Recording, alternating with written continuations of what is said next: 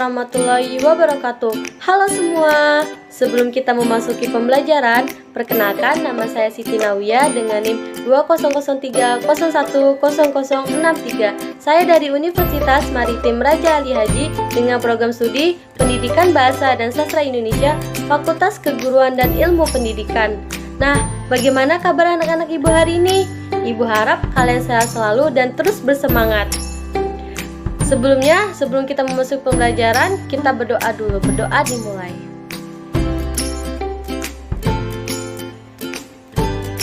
Baik, Ibu absen ya. Wah, bagus. Anak Ibu hari ini hadir semua ya. Nah, untuk pertemuan kali ini, kita akan belajar tentang teks laporan hasil observasi. Kompetensi dasar mengidentifikasi teks laporan hasil observasi yaitu 3.7. Mengidentifikasi informasi dari teks laporan hasil observasi berupa buku pengetahuan yang dibaca atau didengar dengan indikator pencapaian kompetensi yang pertama yaitu menyimpulkan ciri umum teks laporan hasil observasi pada teks yang dibaca dan didengar.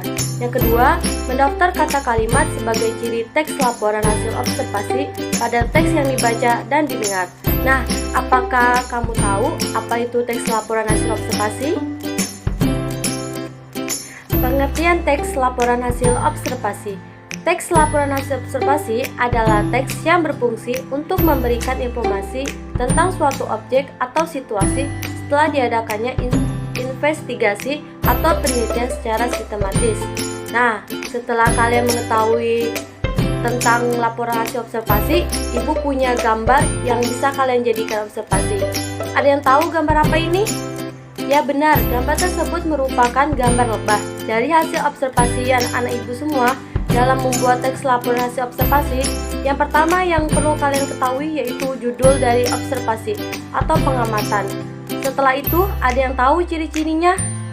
Ya benar sekali, ciri-ciri pada lebah itu memiliki sengat di ekor berwarna kuning penghasil madu. Setelah kalian amati gambar tersebut, kira-kira ada yang tahu tujuan dan fungsi laporan hasil observasi? Tujuan dan fungsi teks laporan hasil observasi yang pertama yaitu mengatasi suatu permasalahan, yang kedua menemukan teknik atau cara terbaru, dan yang ketiga mengambil keputusan yang lebih efektif, yang keempat melakukan pengawasan dan perbaikan, dan yang terakhir mengetahui perkembangan suatu permasalahan.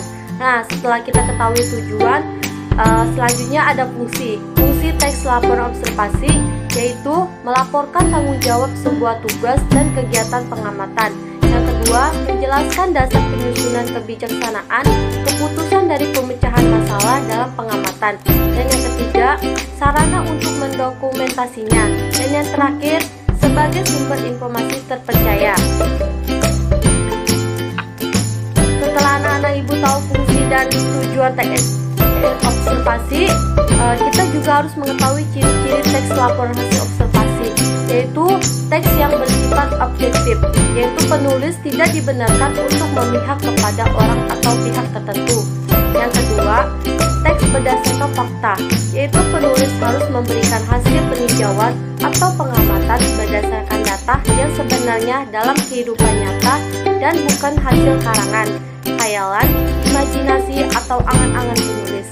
Yang ketiga, teks bersifat khusus atau spesifik, yaitu penulis harus memberikan hasil peninjauan atau pengamatan secara jelas pada suatu hal atau permasalahan dan tidak membahas hal lain di luar hal atau masalah yang dibahas.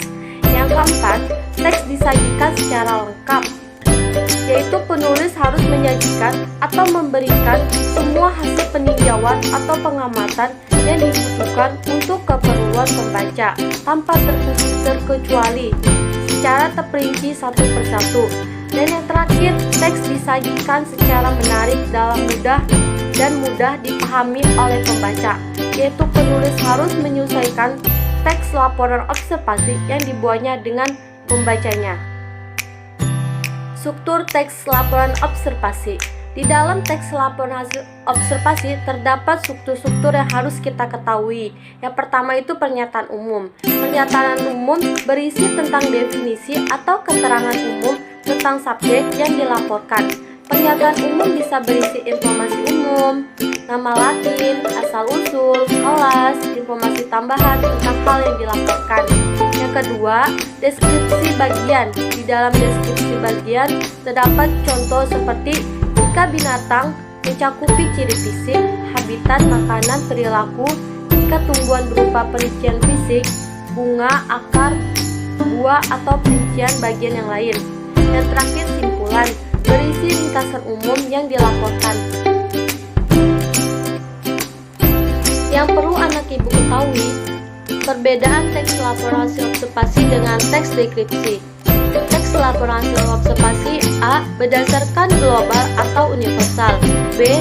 Lebih menekankan pada pengelompokan berbagai hal ke dalam jenis, sesuai dengan ciri setiap jenis pada umumnya.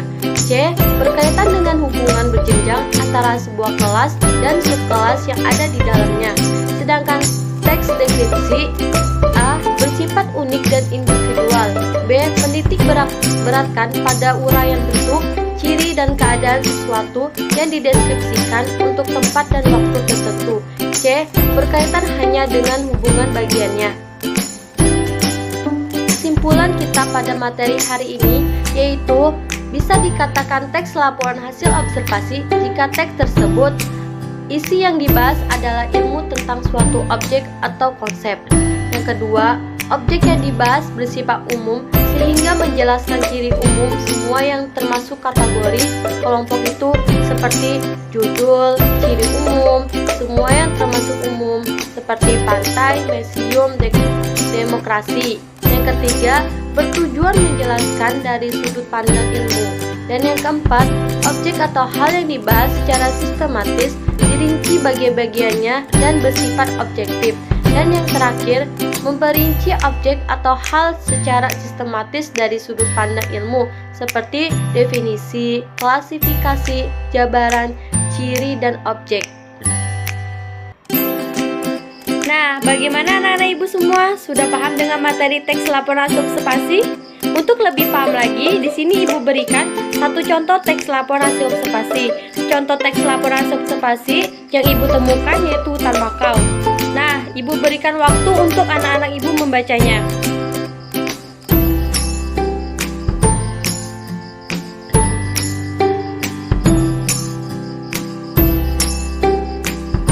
Sudah siap anak-anak ibu membacanya? Setelah anak-anak ibu membacanya, untuk penugasan hari ini ada tugas individu dan tugas kelompok. Untuk tugas individu, anak-anak ibu bisa menjawab pertanyaan berikut. Untuk kelompoknya, anak-anak ibu cari satu contoh teks laporan observasi, lalu cari ciri-ciri di dalam teks laporan observasi yang anak ibu dapatkan. Sekian video pembelajaran hari ini. Terima kasih sudah belajar dengan ibu. Semoga ilmunya bermanfaat. Assalamualaikum warahmatullahi wabarakatuh.